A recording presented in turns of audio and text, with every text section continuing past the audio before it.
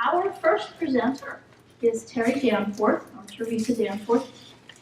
Terry is with the Lancaster County Housing Authority in the county, and she will talk about this very soon. We handle what is commonly called Section 8, and Terry is the director of that department, so I'm going to turn it over to Terry to talk. I think Amy alluded to the fact that we don't have anything super encouraging to tell you. But as far as the availability of affordable housing generally in Lancaster County, the availability of Section 8 rental assistance, and the availability of public housing. But I think in the areas that we all work in, it's just as important to know what's not available at the moment, because otherwise you're possibly sending your clients on wild goose chases or going on them yourself. And I also think it would help to understand why the resources are so limited. And I would also like to come away from this having explained some of the primary misconceptions that surround the Section 8 program. I think the most frustrating thing that's inherent in the Section 8 program is that it's not an entitlement program. It's not like public assistance benefits, food stamps, medical assistance. It's not like Social Security, which are available to everyone who's eligible. There's a limited availability of Section 8 rental assistance, so it's inherently frustrating, and in the eyes of many people in need and their caseworkers, it's inherently unfair. So that's a frustration that we fully understand and we deal with, and we are frustrated by it as well.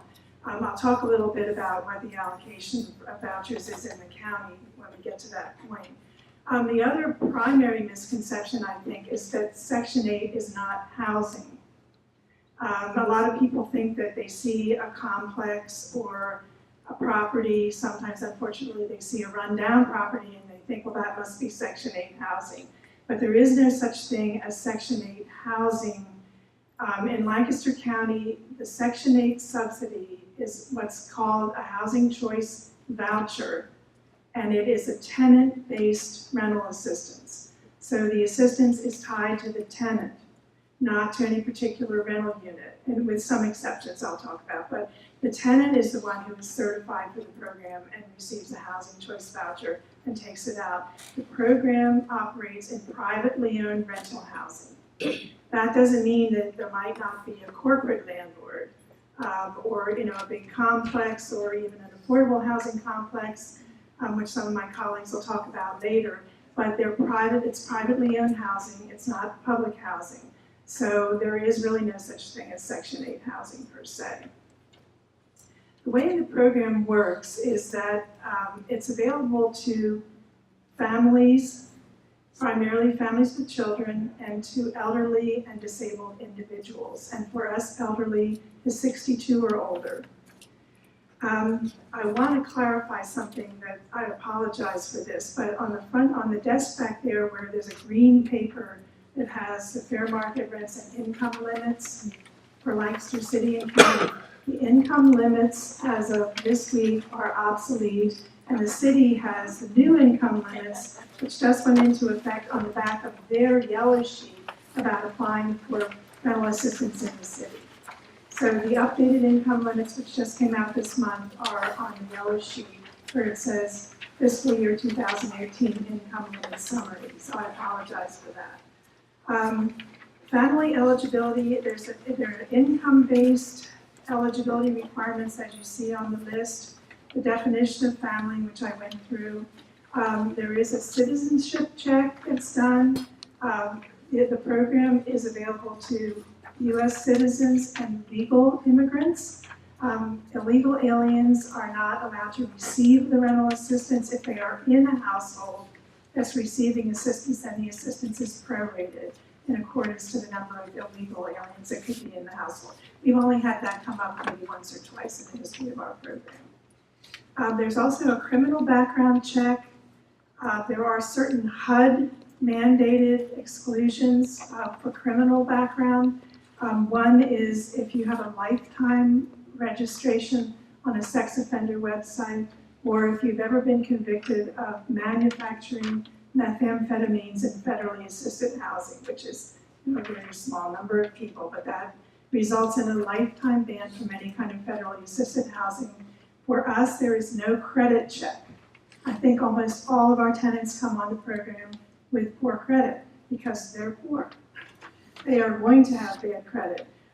They start out with a clean slate, but the landlords, and I'll get into this a little bit later, the landlords can screen them in any criteria that they normally use for any other tenants who are not holding a voucher. The relationships between the tenant, the housing authority, and the landlord deserve some clarification. Because the tenant is receiving a voucher from the housing authority, he has certain rules that he has to abide by the terms of his voucher. When he goes out and looks for housing, finds his own housing in the private rental market, he then signs a lease with the landlord.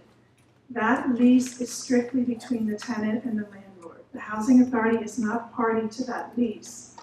Only the landlord can evict the tenant if that becomes necessary. All of the state landlord-tenant laws that are applicable to any landlords and tenants apply to Section 8 tenants. So the tenant and the landlord have a lease agreement, and then contingent on that lease is a contract that the landlord signs with the housing authority. So we really have a three-way arrangement, the tenant, the landlord, and the housing authority. But once again, the housing authority is not a party to the lease. We do have to approve the lease. There can't be any illegal provisions in the lease, but we are not party to it. The lease starts out being a one-year lease, and that establishes an anniversary date for the tenant. As every year goes by, his lease is renewed if the landlord's willing. We do all of our processes with income verification and so on an annual basis. And if the lease ends for some reason, the contract with the housing authority also ends. Rents are, we have a fair market rent limit, which is on that green sheet. But for purposes of administering rental assistance, we look at the rent plus utilities, which is called the gross rent. So obviously, different rental units will have different utility arrangements. So we're looking at the cost of rent plus utilities that the tenant would have to pay as being the total monthly housing cost. Those rents have to be reasonable. We have to ensure with every unit that we put on our program, and annually, anytime a rent increases, that the rents are reasonable according to other moderately priced housing of the same type in the same location. We have very varying rental markets. I'll talk a little bit more about that. But you can imagine if you have a little trailer sitting in Drewmore Township, that's not, and it's a 3-bedroom trailer, that's not going to command the same rent as a ranch house in Nashville. So, you know, it depends on what type of housing and where it's located. The utilities, we survey utility companies annually and update our utility allowances. So we estimate the utility cost for every tenant in accordance with what utilities he has to pay. In other words, what is not included in his rent. And the fair market rents are a guideline for establishing the payment standards that the housing authorities use to calculate an individual family's rental assistance. The calculation of the housing assistance payments is extremely complicated, but basically the idea is that the government considers it ideal for a family to contribute 30% of its monthly income for rent and utilities. That's a very old stand threshold, but it still carries into this day. The Housing Choice Voucher Program is called Housing Choice Voucher, partially because the tenant can choose to rent a slightly higher rent unit and pay a little more out of his own pocket. So the tenant is capped at contributing 40% of his monthly income for rent and utilities. So the tenant will contribute between 30 and 40% of his monthly income, and we cannot allow any higher rent than that because it would be a no-win situation for the tenant and the landlord if the tenant could not afford to pay his rent. Living in a unit, we would inspect that unit, his landlord agrees to participate. So there's an initial inspection. The inspection is done again annually, and occasionally, if we have complaints from tenants that the landlords are not being responsive to, we have to do complaint inspections, and then we can verify conditions and insist that the landlord comply with the contract. But at every step along the way, participation in the program is voluntary on the part of a landlord. So from the point of where a tenant approaches him with a voucher and says, I'm on the Section 8 program, will you consider me for this unit? To the point where we do an inspection and say, we're sorry, your roof needs to be replaced. And the landlord says, I just can't afford to do that right now. We're not an enforcement agency, so the tenant would have to find other housing if the landlord is not willing or able to maintain the property up to our standards. They are basic health and safety standards. If a municipality has stricter standards than ours, which some do, those take precedence. So for example, in Manheim Township, they require hardwired smoke detectors. We would not require that on our program. But in that location, that condition has to be met because it's a local code that's stricter. People are allowed to move if they choose to move, if they outgrow their rental unit, if the landlord decides he's not going to participate, if he sells the property, they just want to move to a different area, they are allowed to move in accordance with their lease, and the rental assistance goes with them. And I'm sure there will be questions about a lot of this, but I'm trying to do a basic overview because I'm not sure what aspects of the program everyone's going to be interested in, so we'll try to address specific questions afterwards. Our regulations come from HUD. These are all HUD-funded vouchers, Department of Housing and Urban Development. Some of the regulations are statutory. They're passed by Congress as part of the regulations that the Congress puts out, and then HUD writes more specific regulations, which they pass on to all local housing authorities. And then local housing authorities have certain areas of program administration where they have to set their own rules and policies. So my counterpart in the city housing authority is going to be speaking to you, and you'll see that there are certain policies that are different, even between the city and the county. Some examples of this might be how long a tenant might be allowed to hold his voucher while he's looking for housing, how strict the criminal background checks are. For the county housing authority, if there have been any drug-related or violent criminal convictions in the last 5 years, that would preclude someone from being admitted to the program. Now, there are nuances among different housing authorities of those requirements. Obviously, there are differences in staffing. Our inspectors have to travel all over the place. The city inspector has a finite area he travels in. The application process for the program can be very different from one housing authority to another. The city and the county housing authorities are defined by political boundaries of the city and the county. So the city housing authority operates within the political boundaries of the city, and the 59 municipalities, 59 boroughs and townships that are in Lancaster County but outside the city are in the territory of the county housing authority. We are also charged with affirmatively furthering fair housing. I can't believe I got that out without saying it. That's a tongue twister. But we are fortunate that we don't really have to orchestrate that disbursement of our families outside of high poverty areas and pockets of racial segregation. It kind of happens because people decide where they want to live. People live all. We have 54 of our 59 municipalities have assisted tenants in them right now. So we don't really have pockets of poverty and racial segregation that we need to actively get in and try to disperse. It kind of happens that way.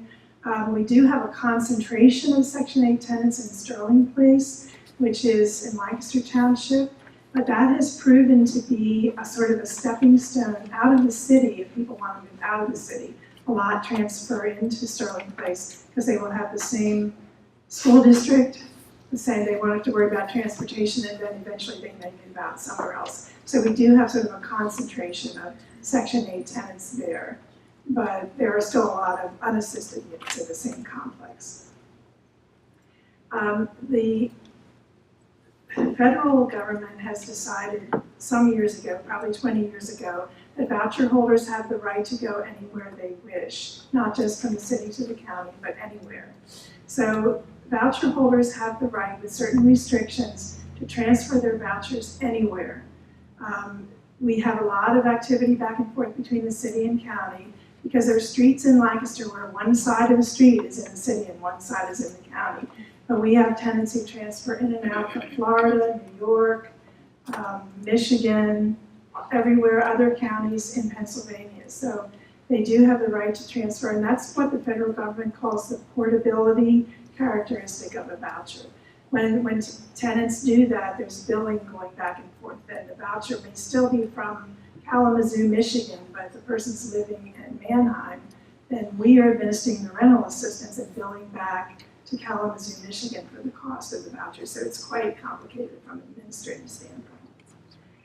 Probably the most pressing question in everyone's mind is, what about the waiting list?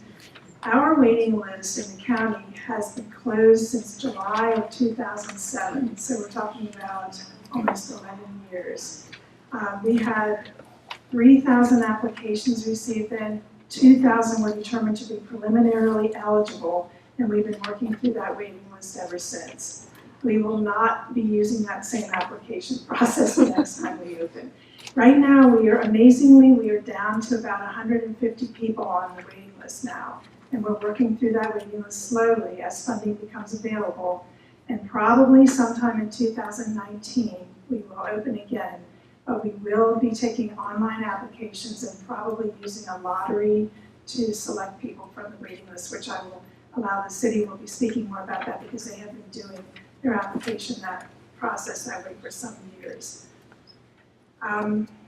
When we do give out vouchers to people on our waiting list, the city and the county housing authorities have both agreed to establish a homeless preference. And what this means is that for families experiencing homelessness, and that includes individuals and families, for every 5 vouchers that we give out to people on our waiting list, one of those will be given to a homeless household that is not on the waiting list. So that preference allows someone to get into the pipeline when the waiting list is closed, and it also puts them ahead of others on the waiting list.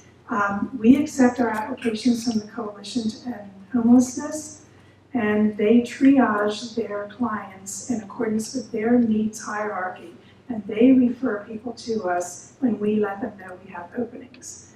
So we may be giving out a few vouchers this summer, and we will let them know when that happens.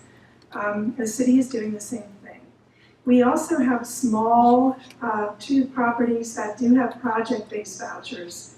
There are single-room occupancy rooms for mentally ill and homeless individuals that are referred to us by Lodge Life Services, and those properties are owned by Community Basics. They were developed by Community Basics. So there are 22 single-room occupancy units where there are project-based vouchers.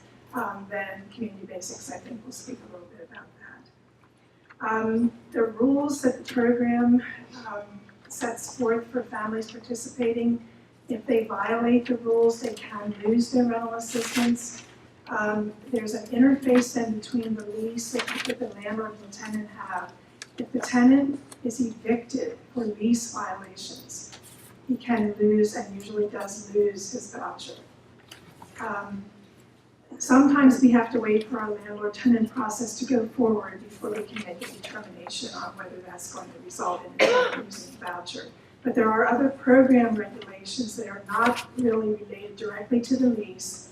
There are kinds of fraud on the Section 8 program that can jeopardize rental assistance. The most common ones are unauthorized people living in the household, like the boyfriend who works under the table as a mechanic and lives there but he doesn't live there. Unreported income generally, even the heads of household or adult children in the household could be working and be able to report it to us. A more uncommon type of fraud, or one you might not think about too much, is that if a rent is so high that we say we cannot approve it, the landlord and the tenant go off to the side and make a little arrangement where the tenant's going to pay the difference on money outside, over and above the lease and contract that he said he was agreeing to a certain rent. He cannot go and ask for more rent on the side from the tenant for that property. We've had some very creative types of fraud, but those are the garden variety types of fraud that we have. If there is a victim of domestic violence who can certify that he or she is a victim of domestic violence, that supersedes this. In the first place, the landlord should not be trying to evict someone for disruptions or disturbances that have to do with domestic violence. But we will allow that person, probably is going to want to move anyway, so we would allow that person to keep a voucher if it can be certified that the person is a victim of domestic violence, and it's according to the Violence Against Women Act, or VAWA, that we are operating those regulations. And some municipalities like Columbia and Lidditz come to mind, and I think possibly the city does have 3 strikes you're out ordinances. So if there are disruptive conducts and police reports where there are more than 3, the landlord is required to evict the tenant. But if that happens to a victim of domestic violence, we will not take that person off our program because of that, if it can be certified.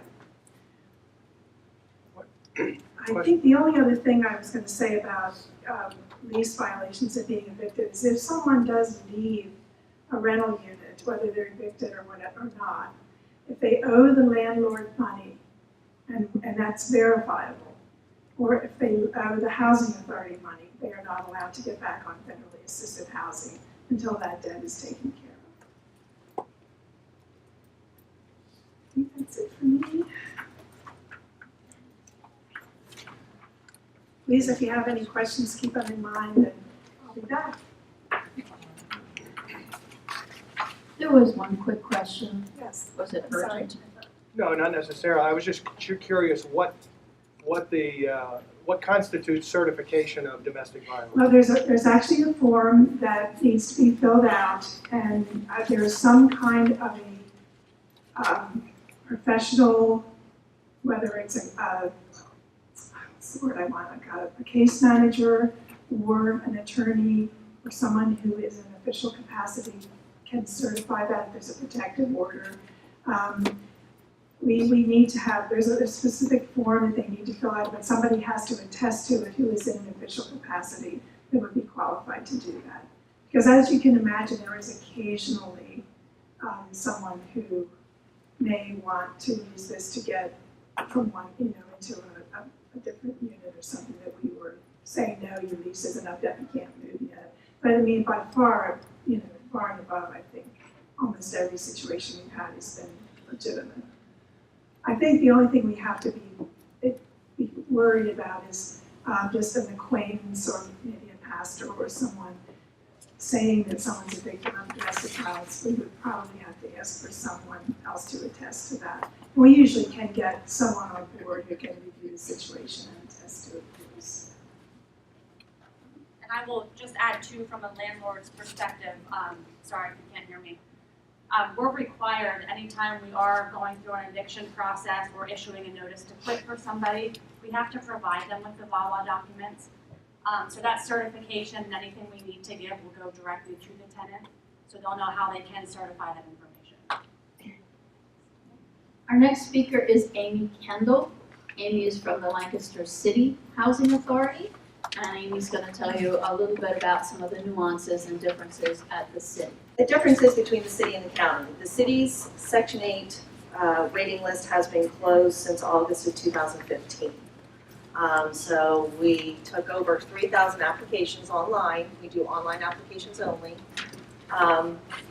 We did at one point do paper applications years and years ago, and we would have thousands of people standing outside our office building at 3 o'clock in the morning to get an application. And everyone assumed that they were the first one in line, they would be the first one to get the Section 8 voucher. Unfortunately, that's not the case. We did do random drawings then, so we only ever usually had a waiting list of 500 people. We would get through that in 4 years. This has been closed since August of 2015. I have no idea when it's going to be open again, because we still have over 2,500 applications to get through.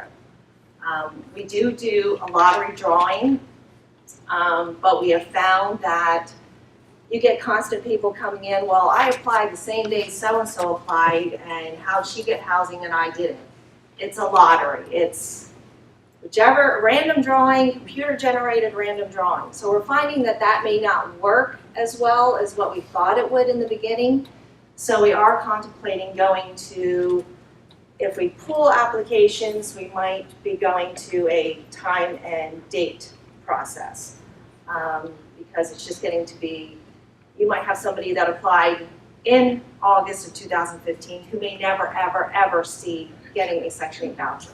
So we're kind of throwing ideas around how we want to do this the next time we open up the waiting list. City limits, it is the city. We are Lancaster City only. So everything within the city limits, that's what we provide assistance for. Usually everybody says, well, what is the city limits?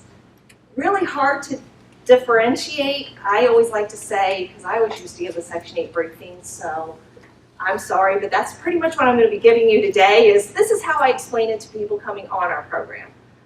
Usually the city limits is the 900 block in any direction. That would be Lancaster City. If you're not sure if it's a city property, ask the owner. Who do they pay their taxes to? That's how we differentiate. Because specifically, when, like Terry said, one side of the street may be city, one side may be county. Liberty Street is that. One side is the city, one side is Manheim Township. So it all depends on what block you want to look in. And the voucher holders do go out and find their own housing. We don't control that. You get a Section 8 voucher. In the city, we give you 60 days. So when a person receives their Section 8 voucher, we give them, they come in for a Section 8 briefing. We explain how the program works.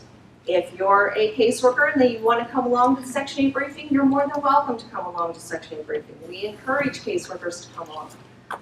There's one sitting in the audience today that could probably give my Section 8 briefing verbatim because she has listened to it over and over and over again. But we like to explain it so they know the rules and regulations. Once you move into a unit, like Terry said, you are in that unit for a year. We do not terminate leases within the first year. Okay? We do inspect the unit before they move in. The rent has to be reasonable.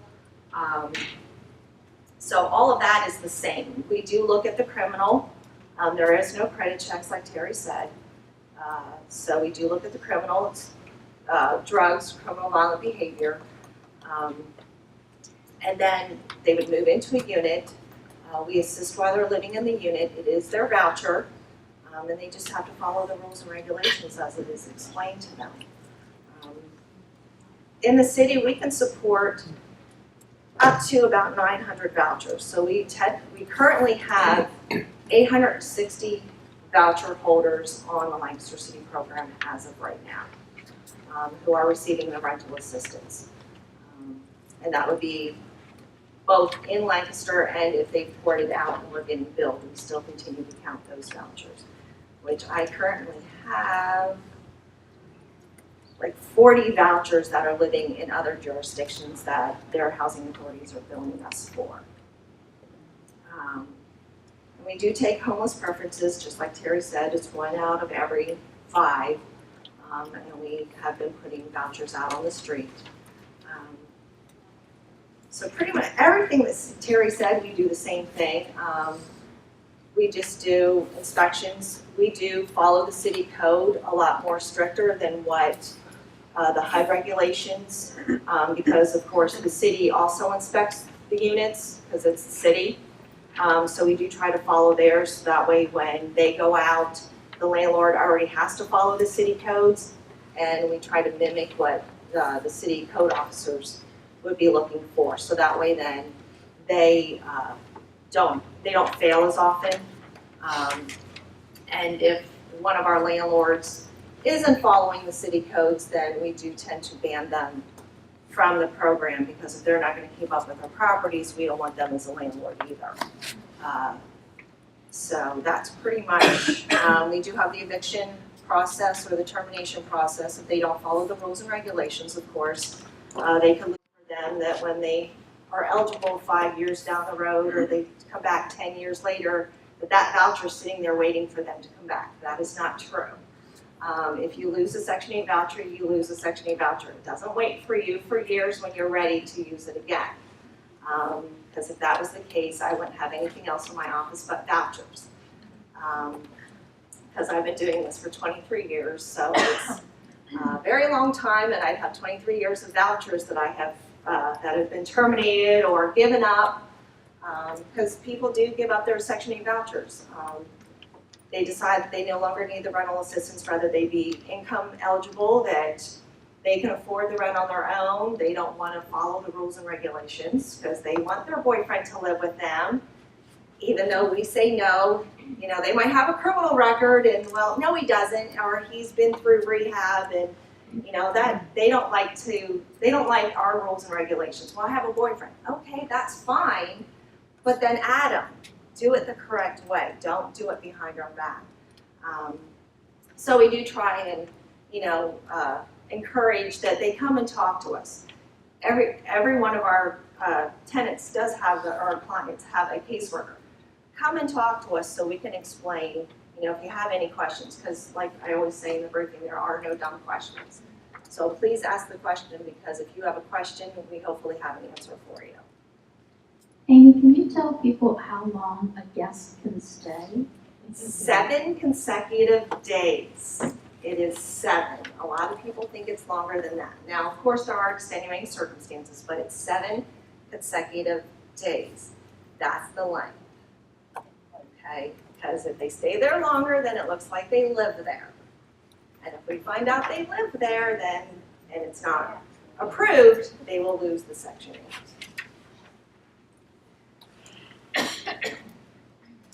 Okay? Any questions now?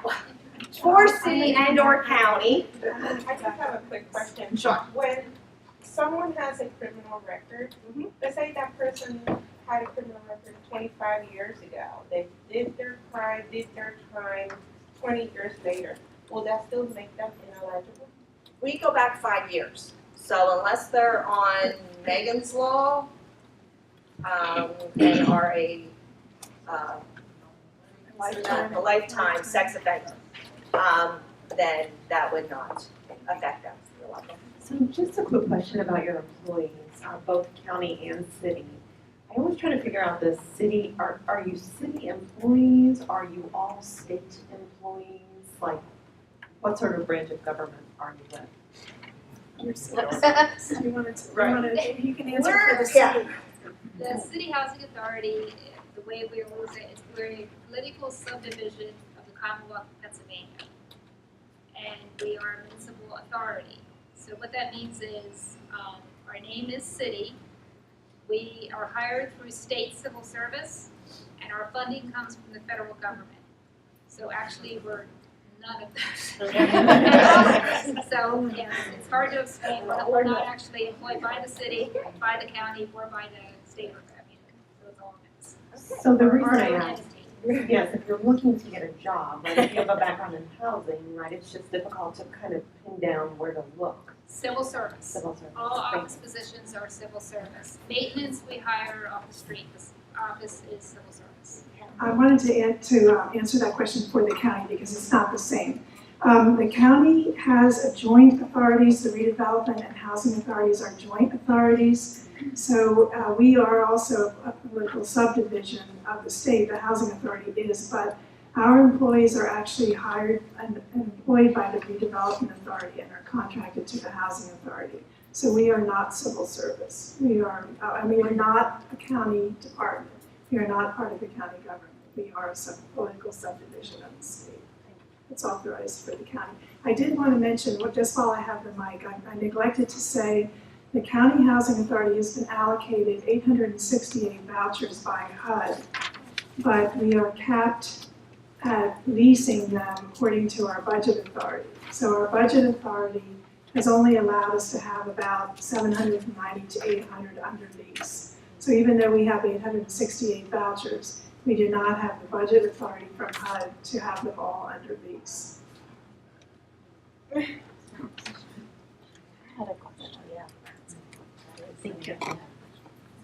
Hi, my question is, you mentioned that if they have a person who's going to come and live with them, individual already has that voucher, is it a whole new application process to redetermine their eligibility? How does that work with the waiting list? Are you saying that you have a household that's already on the program Correct. and they want someone else to come and live with them? Correct. No, that as long as it's, the landlord approves of it and the rental unit can accommodate that additional person, they're just added and their income, any income is figured in to total household income for the calculation of their rental assistance. Okay. So nobody can actually get on the waiting list by coming Right. through somebody else's back door. No, that's what I meant. No, I like, know, just but yeah. a lot of people do think that. Yeah. Occasionally, if we have a child who grows up in a household, and maybe she has a child and they all want her to move out and get her own place, then housing authorities have the right to set policies on whether they will allow the family, or if the family splits up, say a couple gets divorced and they both are taking some of the children, we try to come up with another voucher for that part of the household, if they're eligible as a separate household. Okay. Thank you.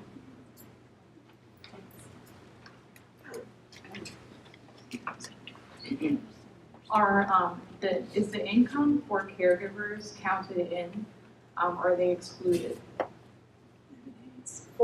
We consider them living aids, and no, it is not included. That is excluded because we might count them for the bedroom size purposes, but we do not count their income.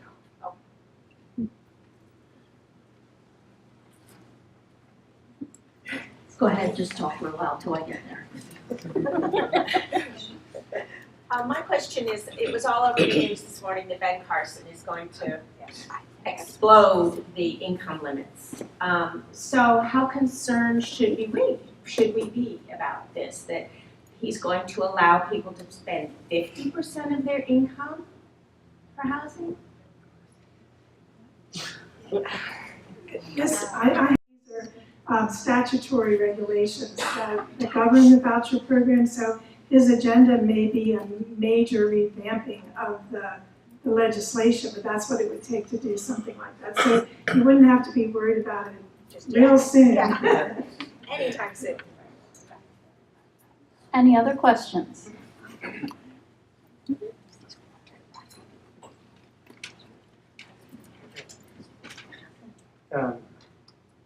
Yes, I think it was just yesterday, on the HUD Exchange email list, I saw a notice that that there are a new, I forget how much money, some millions of dollars for additional vouchers that public housing authorities are able to apply for. 100. How many? 100, I just said it out, 100 million. 100 million, yeah, it was a large amount of money that HUD has just released or opened the door for applications for additional vouchers. And I know that you wouldn't probably be in a position to say, but I'd be interested in any comments you could make about whether or not the city or the county would be seeking additional vouchers if in fact you would be eligible to apply for more. It's for people with disabilities. For people with disabilities. Yeah. Yes, I think these vouchers are for people with disabilities. Yeah. particularly. It says the U.S. Department of Housing and Urban Development recently issued a notice of funding availability for $100 million in new mainstream housing vouchers for people with disabilities. I don't And the know. new funding I'm not is sure, I don't know if the county would be considered, we do have 50 of those vouchers now that we administer, mainstream vouchers for non-elderly people with disabilities. I don't know if we would be able to apply, but we would certainly talk about it in-house. I think this must have just come out. Yeah, I just saw the notice yesterday. I think Amy had forwarded that to me, but we do have 50 of those now, but other than that, they are administered just like regular vouchers, but they're earmarked for those particular people who are non-elderly disabled. I'm not an authority on this at all. I work for Tabor and we do a lot of things with housing. But I would think it would be a good thing to be able to have more vouchers available in our communities. Right. Unfortunately, we have vouchers that we can't even use because of our budget authority, but this would bring some more Right, budget this authority. is additional funding of it, Right. for the way it was worded. Some of the surrounding counties use project-based vouchers. Can you talk a little bit about Lancaster and the pros and cons associated with that, or is Lancaster gonna go that way, or instead of individual vouchers, but assigned to projects, like new developments? We have some in the city. We currently have 5 different project-based vouchers, and what that is it's complexes that will administer vouchers or we partner with them, and it's for the unit only. So as long as the person's living in there, we assist them. If they move out, it does not go with them. And they handle their own waiting list. They just put them through us, and then we have to make sure that they follow, that they're eligible through our program, the income limits apply, all of this, the regulations. And while they live in the unit, we do assist them, and if they move out, then they do lose that assistance. Do you have new vouchers that can apply to new affordable housing? I guess we haven't had anybody really approach us in the city, so, we haven't, I forget when the last one was. It's maybe 5 years ago, so I guess it really all depends on if somebody's building refurbishing a complex in Lancaster City, if that would happen. We have, the only ones we have in the county right now are the 22 single room occupancy. We have in the past had developers approach us about project basing more of our vouchers, but we have declined to do that to this point because we've had this 11-year waiting list for people who are waiting for the regular tenant-based voucher, and we feel as if we would be bumping them further if we project-base any of those vouchers. But I think in neighboring counties, and especially in larger cities, there's a lot of that type of project-based assistance coming to fruition because of some of the older public housing projects are being converted to that. And also some of the housing authority owned properties are being converted to project-based housing as a way to get out of the public housing arena and into the housing choice voucher arena. But the county is not looking at doing any more until we can at least serve these people on our waiting list.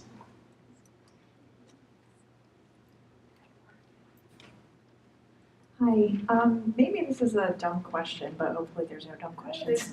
No questions. So if we were directing someone to apply for Section 8, how would they know whether to apply for the county or for the city? Does it depend on where they live currently, or how does that work? Well, when they first come on the program, it all depends on where they live when they applied. So if they lived in the county when they applied, but they applied to the city Section 8, they do have to move to Lancaster City for a year. Okay. After that year is up, then they can take their Section 8 voucher and go anywhere. So it really all depends on where they live when they applied, and it's going to be where do they want to live. If both city and county is open, if they prefer to live out in the suburbs, then they would definitely want to apply for county if county is open. Okay, thank you. Jess, you had a question? I was just going to add a little bit to what she said there. You would, I think, just be lucky to be able to apply either place. Yeah. I mean, there would be no harm in applying either place that's open. But what happened when the city opened in 2007 and the county opened in 2007? The city hadn't been open for a couple of years, and 75% of the people that applied to the county were city residents. So they all had to be told, as city residents, if you want, when they came up on the waiting list, they had to move to the county because they have to start out in the housing authority where they applied, and then they can go. Otherwise, they would be skirting the waiting list of the city if they were allowed to immediately move into the city. So, but I think if either waiting list opens, just apply. So I'm gonna kind of ask $200,000 a year for a particular program. I'm trying to learn more about basing projections on budgets. How do you base a budget off of incomes that fluctuate so frequently? What we do, basically in a nutshell, is that we are arriving at what an average monthly housing assistance payment is. And that fluctuates, and it has gone up, probably in the last 15 years, it's probably gone up about $100. So the average housing assistance payment for all of our tenants, whatever the average is, we project that forward for the remainder of the year and see how much we expect it to cost us. And then we can determine whether we can afford to put more people on, whether we need to shrink back the size of the program a little bit. But it is because the economy has been so bad for 10 years, and because our average HAP is going up, in other words, it's costing the housing authority more every month to assist every tenant. And that's why but our budget authority has not grown. So that's why we're only able to assist 790 people when we have 868 vouchers. But the only way you can really project is to have arrive at an average housing assistance payment and then multiply it out. I think we're gonna move on to the next speaker, which is Beth Detz. Beth also works for the Lancaster City Housing Authority. She's gonna talk to us about the Public Housing Authority. Good morning, everybody. So the Lancaster City Housing Authority was formed in the 1960s. And what they did when they formed, they started building some public housing in the city. So one of the handouts back there, the blue one lists all of our properties. They built 2 high-rises, on the corner of South Duke and Church. They house elderly, which is 62 and older, and persons with disabilities. Then we had 2 family sites built. That's Susquehanna Court and Franklin Terrace. And they're located down South Duke Street across from Fulton Bank. That's Susquehanna Court. And in Franklin Terrace, if you go down Broad Street, it's actually down by the Conestoga River. And they also purchased 95 homes that were in the city, older row homes and semi-detached homes that they renovated. And so now we have 95 scattered sites throughout the city also. So the sheet lists all the properties, and then the breakdowns of the bedroom sizes are on there also. So public housing, what that means is that we own the properties. We build them, we own them, we manage them, we maintain them. So we have on-site management offices and on-site maintenance.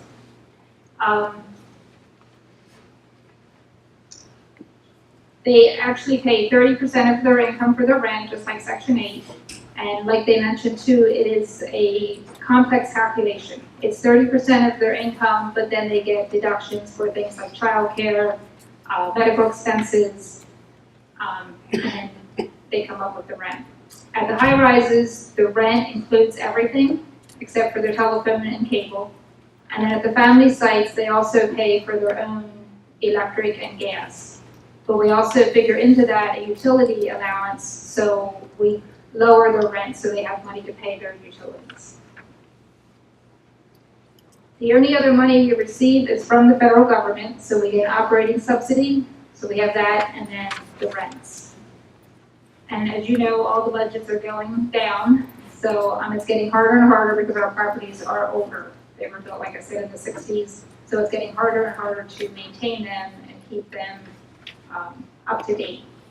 So it was mentioned a little bit about how some public housing authorities are transitioning, because there are a lot of programs out there that we can maybe go into somehow having it as a housing choice voucher property, or partner with other people and make them just different types of housing. So that's something we might be looking at in the future, just because we're going to have to. The waiting lists are by bedroom size. So the other handout I had back there was the yellow handout. And what that explains is how to apply for housing. You have to go online, and it's on our website. So if people are coming to you or they want to apply for public housing in the city, make sure they're on our website. Because there are a lot of websites out there, like findaffordablehousing.com, and you can go on there and put your information in. That's not for us. They have to be on our website to get onto our waiting list. Right now, the only waiting list that is open is the 3-bedroom. Everything else is closed. Because it's by bedroom size, we do open and close different ones. So sometimes we might have the efficiency list open. Sometimes the 5-bedroom list is open. You just have to go on and look to see which ones are open at that time. Then when we get to a number where we think, okay, we better close this because we're getting so many people on the waiting list, then we'll stop it. What we do is, it goes by the family size. So for like a 3-bedroom, it would be 1 or 2 parents, and then the children, the same gender, share a bedroom. So it could be, they had 1 boy, 1 girl, that'd be a 3-bedroom. They could have 2 girls, 2 boys, 3-bedroom. If they go on and say I'm a single mom with 1 child, and I think, well, I want a 3-bedroom, so I'll go on and apply for a 3-bedroom. It's not gonna accept it. Or if it takes it, it's just gonna reject it because you're not eligible for a 3-bedroom. It has to go by the household composition. English, and if you go on the website, on there also it's in Spanish and English. Once you go on there and put your application in, you will not get any kind of notification that you're on the waiting list until you get closer to the top. And then you'll get a letter to come in for an interview and get all the information. If anything changes, the person should go in and make sure they change it. So if their address changes or their family composition changes, they should go on the website and update their application. Once a year, we will send out a letter, just say, make sure you're still interested, you still want to be on the waiting list. If somebody has moved or does not turn that paper back in, they're withdrawn from the list. So we do that once a year. On the back of that yellow sheet, the income limits are on there. And I'm not sure if this was mentioned before, but 80% is the maximum for public housing and 50% is the maximum for Section 8. Somehow get proof that they're going to be able to get the utility in their name once they get housed. We also check their criminal history for the past 5 years. If it's something simple like they had disorderly conduct 4 years ago, that won't keep them out. But if it's a pattern, they had disorderly conduct harassment every couple months for the last 5 years, showing a pattern, then that could keep them out. Anytime though we reject an application, they do have a right to a hearing. And they would come in and plead their case, and somebody else will listen to both sides and decide if they should be withdrawn or not. We also check landlord references. And then another system we have is called EIV, that we can check with other housing authorities. So we will go in and look if they were in New York City 2 years ago and they left and they owe a large balance. We'll go into the system, put their name in, that will show up, and then they cannot be housed here until they pay that balance in full. Once they pass all that screening, then the manager goes out and does a home visit, and they just go out and make sure their housekeeping is good. And then they can get housed.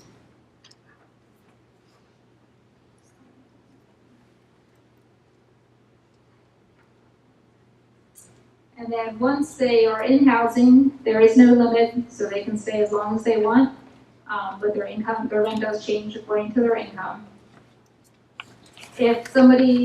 If they come in and they're in a 2-bedroom, and then they have some more children, we need to move them to a different bedroom size, we will do that, we just transfer them, so we do a lot of transfers around.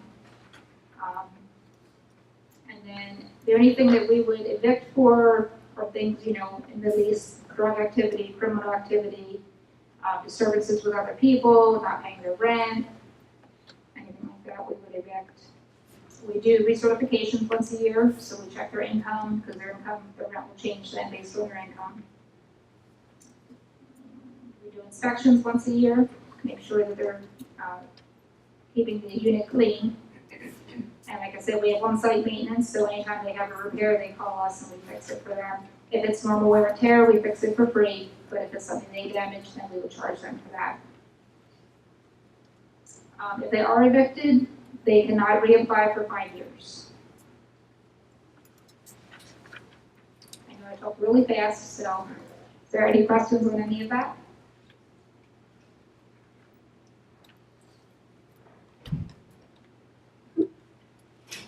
Pass that over. heard you say that if they are the same gender, the children, that they can stay in the same room, but if they were different genders, that they would have to have 2 separate rooms? Correct. How does that play in the part with familial status? How does that line up with the protection of for fair housing? Actually, that's been our occupancy guidelines for as long as I've been there, and I've actually been thinking about that. I'm not sure how that's going to play out. If I know some people are going to now with the gender identity, I'm not sure how that's going to play out because we haven't had that case yet. So we might have to be looking at changing that. Any other questions? I have one quick. Is your visitation time limit the same as the Section 8? We tell people no more than 2 nights in a row, and then they can have up to 30 days if there's, like if they had an operation and they need someone to take care of them, or if they have family coming to visit from Puerto Rico or something, 30 days is the maximum.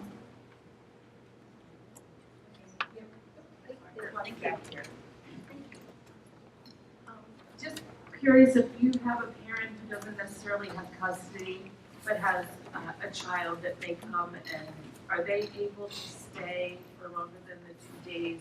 Say they come for a week over the summer, or is there Yes. an age limit to that amount of time that they can stay? No, if they have like partial custody, then that will be worked out and that's fine. As long as they communicate. Yes, yeah, communication is the key. Any other questions? Are Section 8 residents eligible for LIHEAP? Section 8, yes. If the utility is rolled into the rent? I think they are, but I think they are. We struggle with that because we struggle with that concept. If she asked if Section 8 tenants are eligible for LIHEAP, it's something that we are uncomfortable with because they're already getting a utility allowance from the housing authority to allow for their utility expenses. But they still can get LIHEAP because I think there is no practical way that the Department of Public Assistance could possibly administer the program. Well, they did deny one of my residents But what was the basis? because she was receiving subsidy, but she wasn't. She was in Section 8. Okay, well, my understanding was that they can still get it, and they can still get the on-track program with PPL and the RAP program from UGI, and I think it's because, even though it's almost like double dipping, really, but there is just no practical way for the housing authorities and the Department of Public Assistance and the State Utilities Commission to ever administer something. How would you ever, it would be an administrative nightmare to try to be continuously verifying whether people are or not getting assistance. So they've decided to forego that prohibition.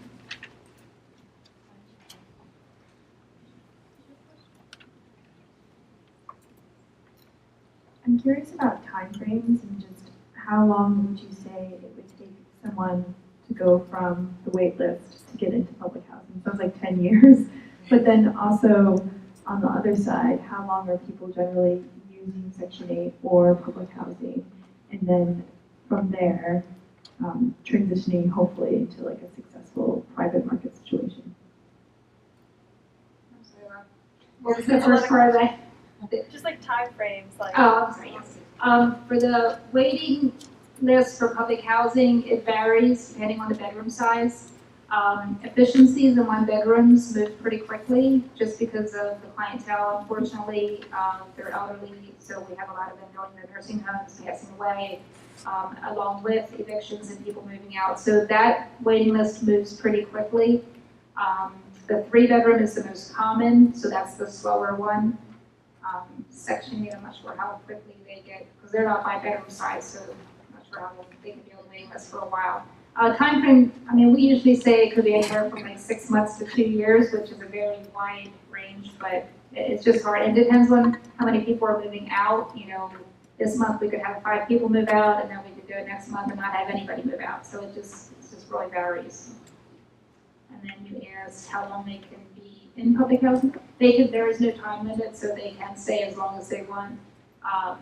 We do have some people that do move out and purchase their own home. We have some that transition, they go from public housing to Section 8, or they move out into the city or out in our county. Any other questions? Okay. Oh, one. There you go. If cities, 30% of their income, Section 8, 30 or 40% of your income, what percent, or what number of that would you figure that they pay 0 rent? Does that make any sense? How many of our residents pay 0 for rent? Yeah, like what percentage? I don't know that off the top of my head. I know we do have a few. Usually it's not too many. I'm trying to think. I don't want to give you the wrong answer, so if you want to give me your information, I can email that to you. Yeah, I'll email you. 'Cause, yeah, I know it's not that many, but we do have a few. Thank you. On the county Section 8 program, we do help people with 0 income. And a lot of people may have no income when they're coming on the program in the beginning, particularly the homeless and the homeless going into the SRO rooms, often being in there for even a year or 2 with no income because they're appealing an SSI denial or something like that. So they can have no income and be getting assistance, but we require more frequent recertification for them to certify that they still have no income if they're in that status. Yeah, we do that also. Every 30 days we bring them in. If they have 0 income, every 30 days we bring them in and ask them questions like, okay, so how are you buying shampoo if you don't have any income, that type of thing.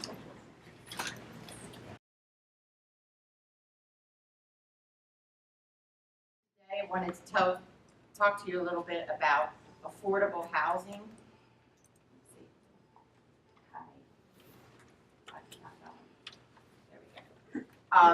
And we've talked about affordable housing, but I want to make sure that you understand there's a difference between subsidized housing, low-income housing is often referred to, and affordable. My company, we work mostly with affordable, which is just a little bit above the subsidized. We do take Section 8, so if an applicant has Section 8, they can apply with us. The definition of affordable housing is that someone would pay 30% of their income towards their rent and utilities, but that's not reality. Your clients aren't paying that. Your clients are paying 50%. Some, I've seen households survive, single households, at 65, 75%, and everything becomes a struggle when you're up above 50. We do use the 50% at Community Basics as our cutoff. So we do have a minimum income because everybody has to be able to pay their rent. And that's how we arrive at that number, is based on what their income is and what the rent will be. So we double the rent, and if the rent is 2 times and they have enough income to make it, then we will rent to them after our criteria is applied. But a lot of landlords are using 50%, and it's a shame, but it is the reality where we end up. And even people who are homeowners, that's where they end up. It seems like the seniors end up higher. The income targets, we talked about the Section 8, and they target people between 0 and 30% of the area median income. We work with HUD fund, our home funding, and we target 50% and 60% area median income families. And we also work with tax credits. They target different groups according to PHFA and their current application process. They have a process every year. It's very competitive. And if you want funding, you agree that you're going to assist people maybe in a different income category, or people with a disability, or a homeless group.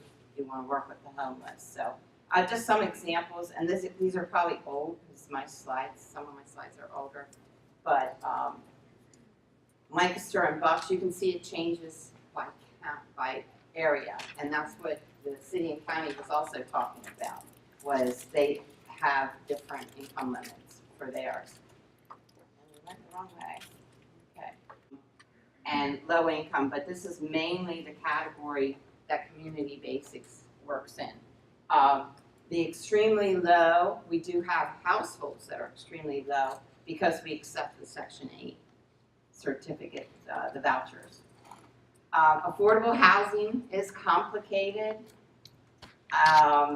And HDC, Jolene's going to talk about how they also do affordable housing development. But you can see all of the different groups.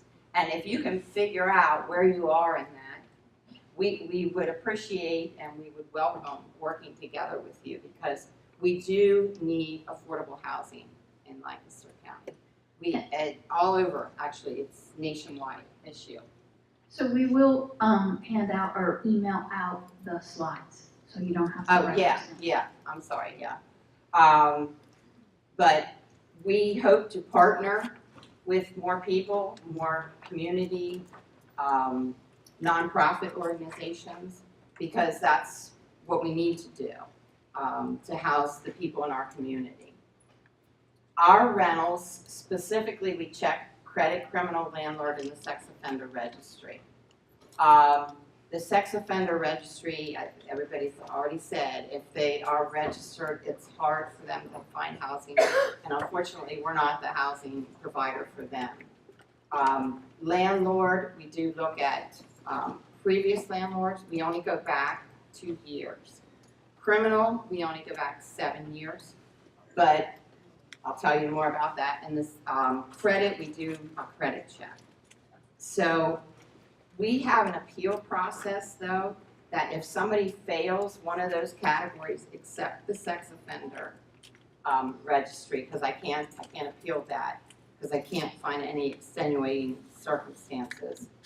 But if the landlord, criminal, or credit, if there's something bad or adverse found on those checks, everybody gets a letter of reject from us, and then they have the right to appeal. And I encourage people to appeal. I actually work through a lot of the appeals, and some are successful, some aren't. I can't say up front what they will be. Although people like to walk in and to our office and say, well, I got bad credit. What are you going to do? Are you going to rent to me or not? I always encourage them, if they can afford to apply, we do have an application fee, that they go ahead and make the application, and we can always appeal, and I tell them our appeal process. I'm very happy to say that 100% of our units that are accessible are occupied by persons needing those features. Sometimes developers develop accessible housing, but then they don't look to put people needing the features into those units. We work very hard, and that's how I know a lot of people. I have a network that when I do have an accessible unit open, I make sure that they know about it, because we want a person needing the features in the apartment. And then because we work tax credits, you have to be leery of the student status. There are regulations, and they've changed through the years, so it depends when that property was developed, which regulations they're under. But our managers know when they can allow an exception and when they can't. Our appeals process, again, our policy is always to send the rejection letter first. It's time sensitive. They have to get back to us within 14 days, not a year later, not 3 months later. Now, if they did have a reason why they didn't do it for a couple months, I have had people that they were hospitalized. That's a good reason not to respond to me in 14 days. But to tell me I didn't open the letter for a month, I can't really help anybody with that. We do allow the extenuating circumstances. Examples are divorce, abuse situation. We are and we have helped house people that are basically in need of leaving an abusive situation. if they had a job loss and all their credit, their bad credit pertains to that time period, we actually match up the time period to the adverse findings. So, and there are delays in payments, benefits, we're aware of that. And sometimes people just need, I just got the money and I'm gonna take care of all those bills. And then what I think we run into most with the appeals process is people tell me this is the situation I was in, this is what happened. We do have to have some documentation by somebody not related to the applicant.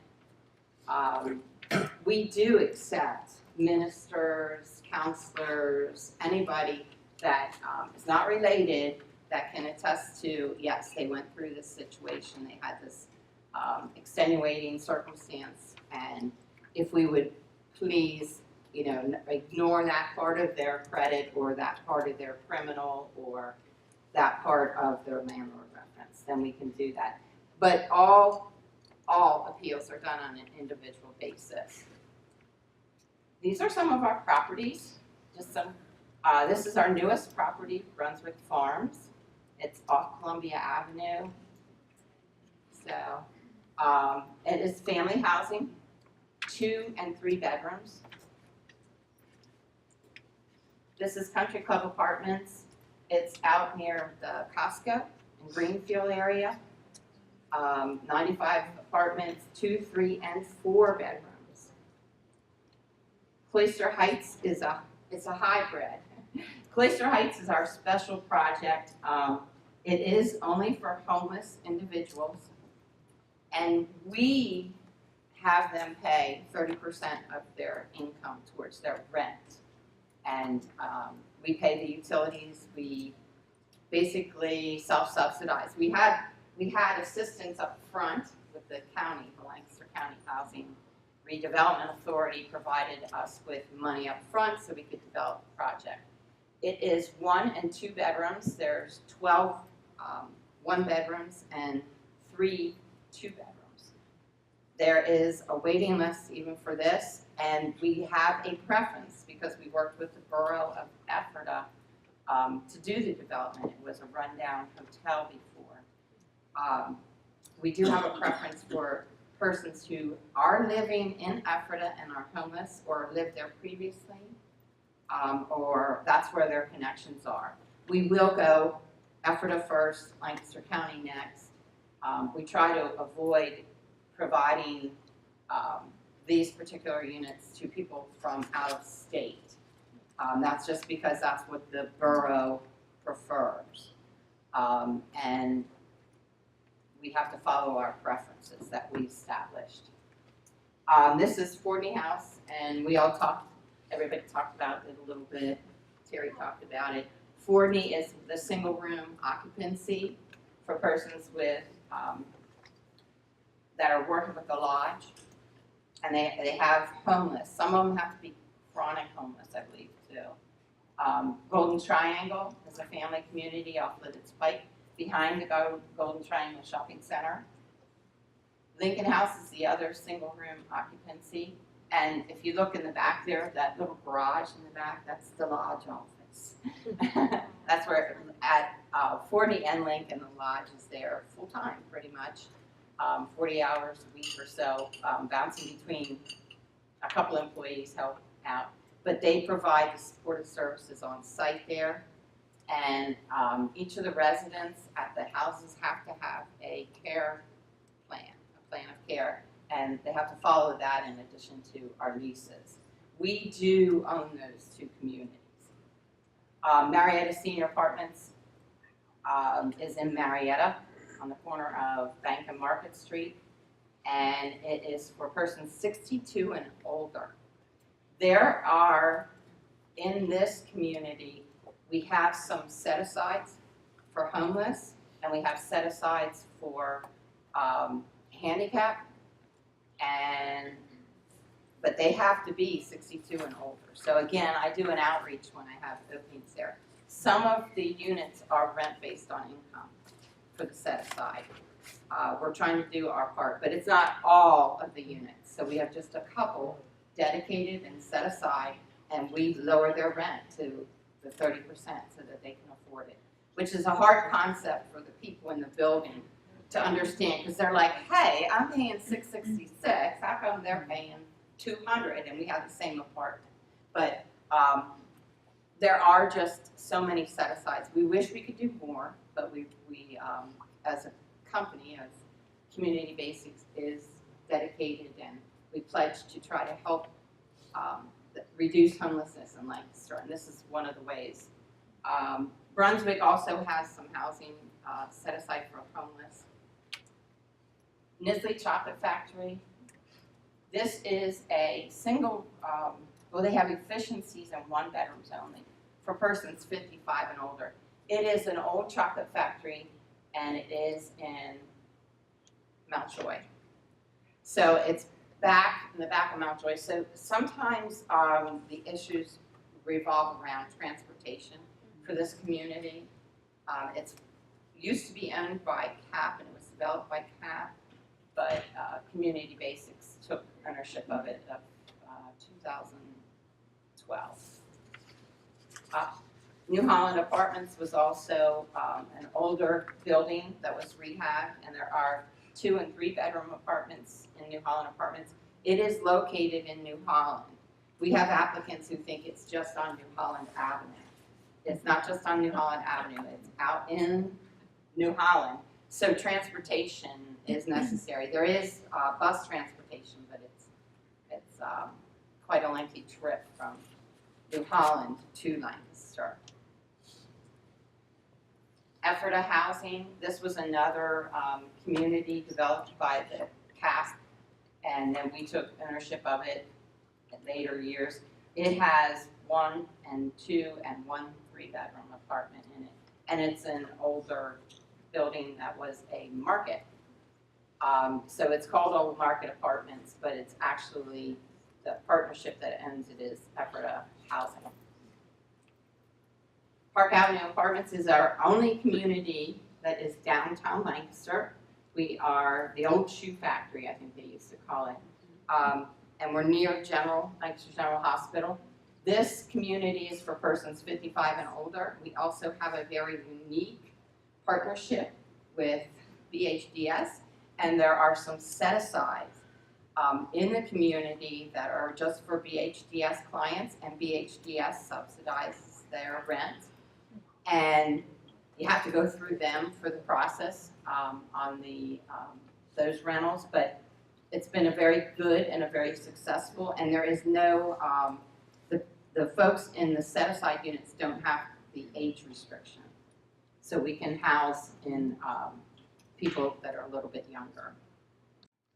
Is in Maytown. It used to be a restaurant. Before that, I'm not sure what it was, but we are beside the historical society there in Maytown. It's a nice community, but there is no public transportation.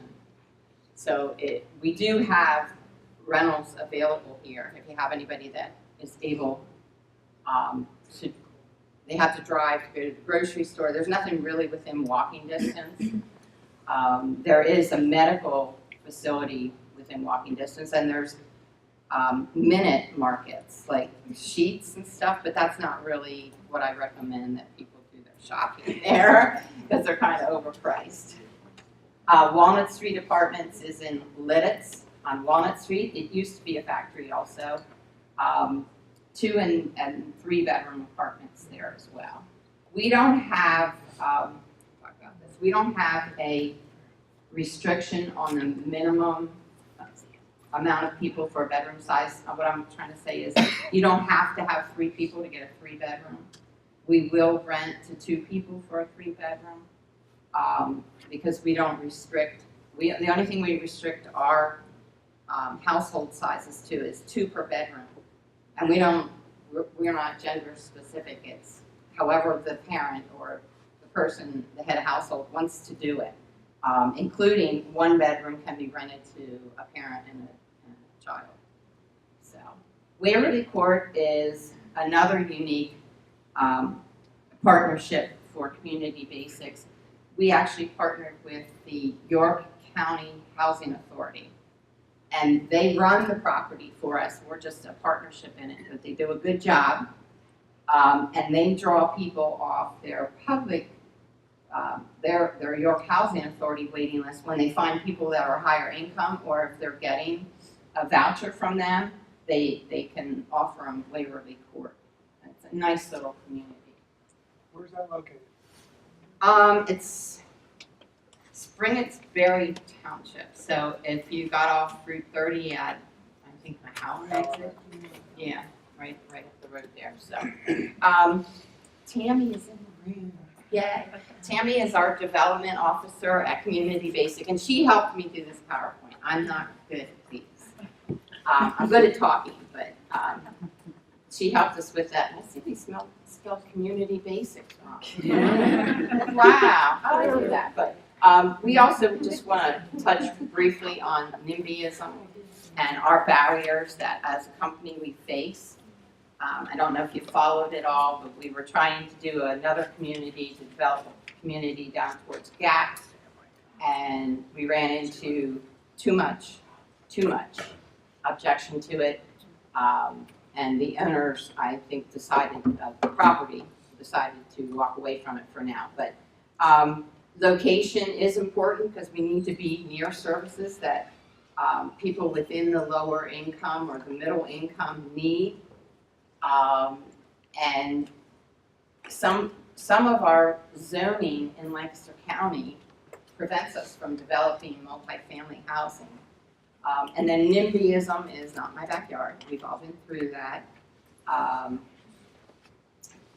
It's sometimes even the local officials that limit us and tell us that they don't want those people in our community, in their community. And I don't know who they mean, because those people are their children, their grandchildren, their friends, and maybe someday them. As we age, we all go down in income.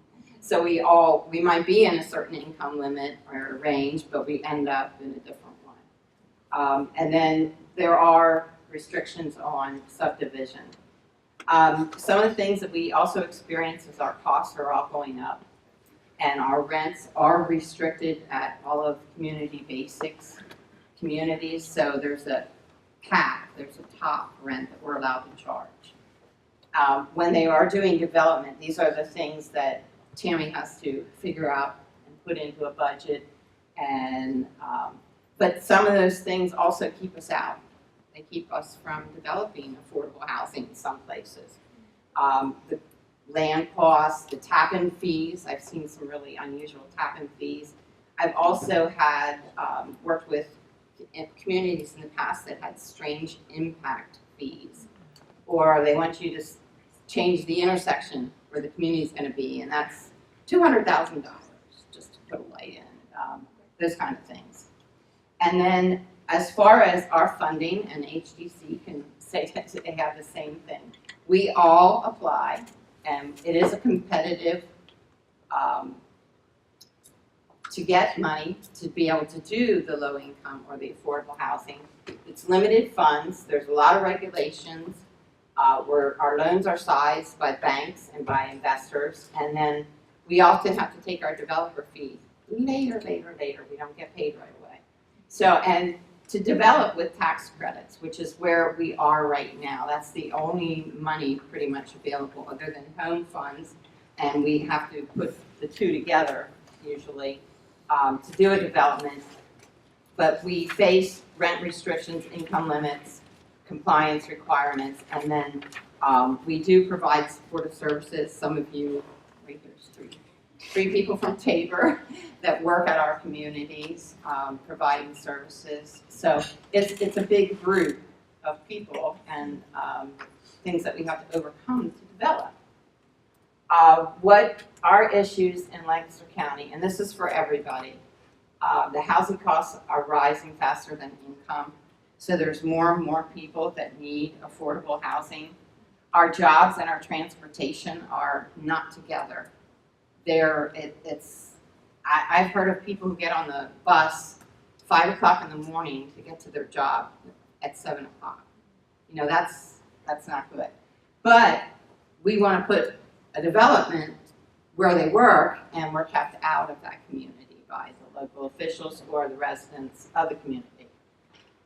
So we have to find a way to put housing closer to the jobs, that people can walk, or that they use public transportation, but it's not for a long period of time. Who wants to ride a bus for a couple hours to go to work and then have to do that on the way home too?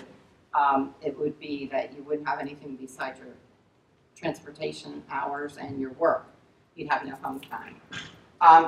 Commercial development doesn't require residential development right now, but it would be good if it did, because then we would put the housing right beside where some of the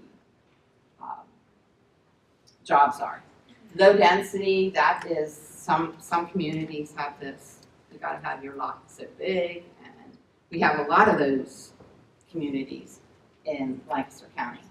And available land, available areas to develop are scarce. And they do a lot of, I know Tammy does it, she goes and looks at a lot of places. A lot of people are suggesting places for development, but we run into reasons why we can't.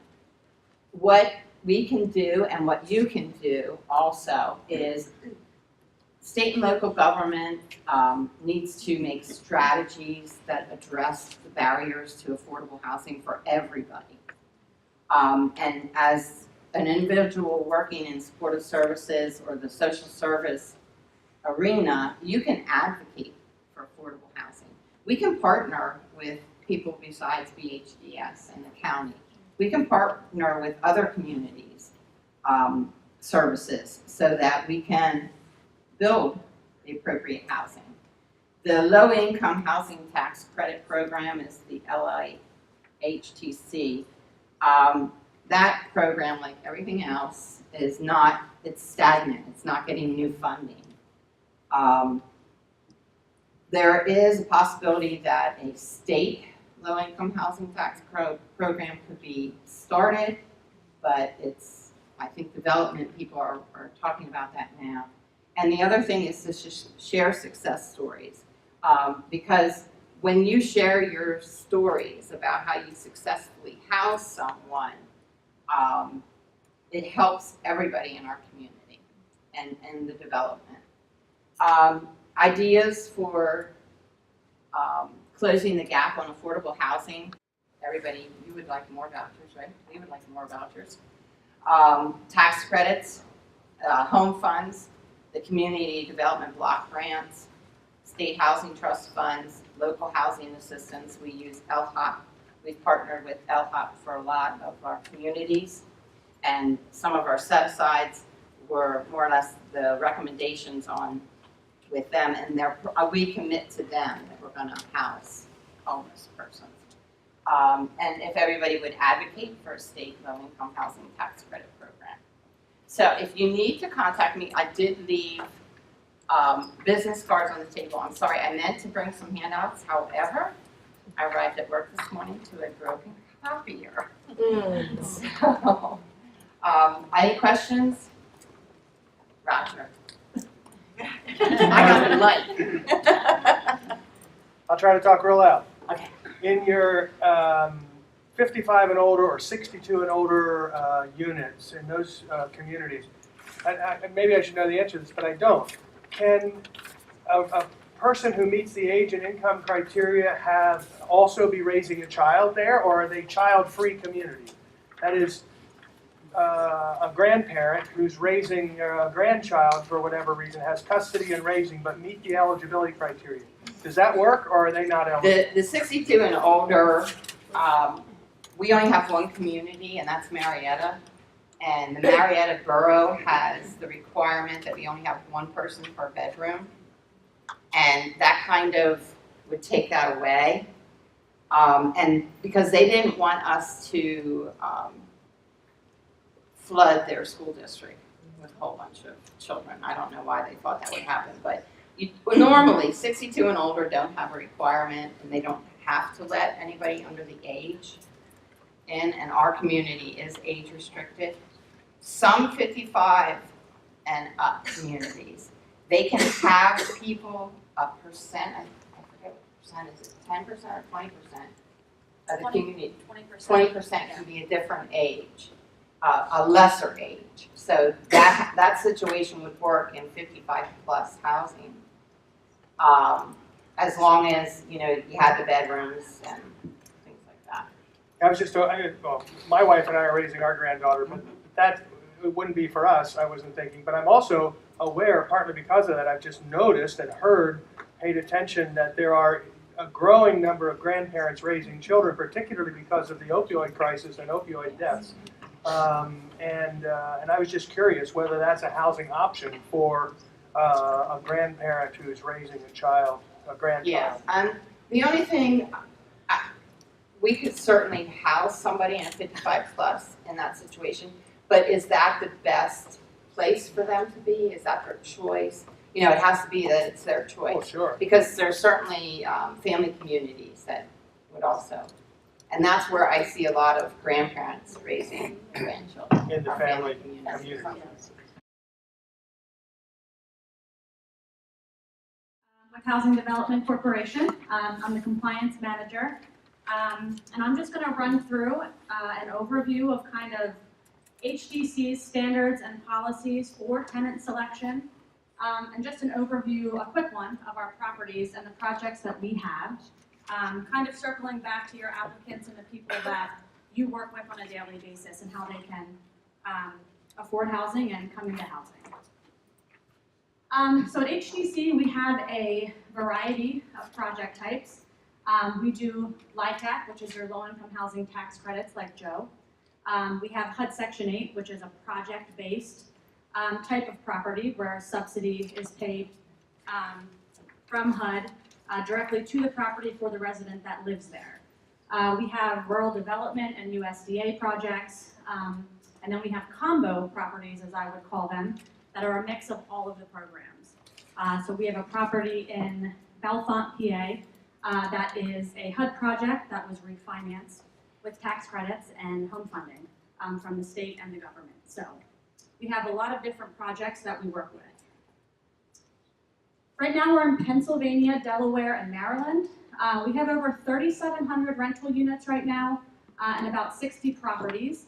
And as of earlier this week, we have 8 available apartments. So that can kind of tell you, of course, what the need is for affordable housing. And I was actually surprised that we had 8 units. Usually when I look, we have maybe 1 or 2. And I did notice that of the 8, sadly, they were mostly on elderly projects. So it was probably due to death, likely, or just deceased residents. So that number was higher this week, but usually our apartments, when they come available, will last for maybe a week, 7 days, and we have them turned over pretty quickly for new applicants to come in. So on our non-subsidized units, so any of our tax credit projects, we do accept all vouchers, Section 8 vouchers from the city, county, wherever they may be coming from. And I did bring copies of our property listing and put some back on the table, but you can always get our listing at hdcweb.com. So all of our apartments are listed on there as well. Applicants can also get a property listing by going to the property in person. They can come to our corporate office and we can get them the information. And they can also email a general email box that goes to our leasing specialist at the corporate office, to Donna Overly, info@hdcweb.com. Right now, we are working on getting online applications to have another way that applicants can get access to applications, but they're coming soon, and I say that because we have a lot of barriers with agencies and HUD, and whether or not it's an acceptable practice to do that, to actually submit with electronic signatures. So we face a lot of barriers like that, even when we're trying to make the process more simple for the folks that you're dealing with.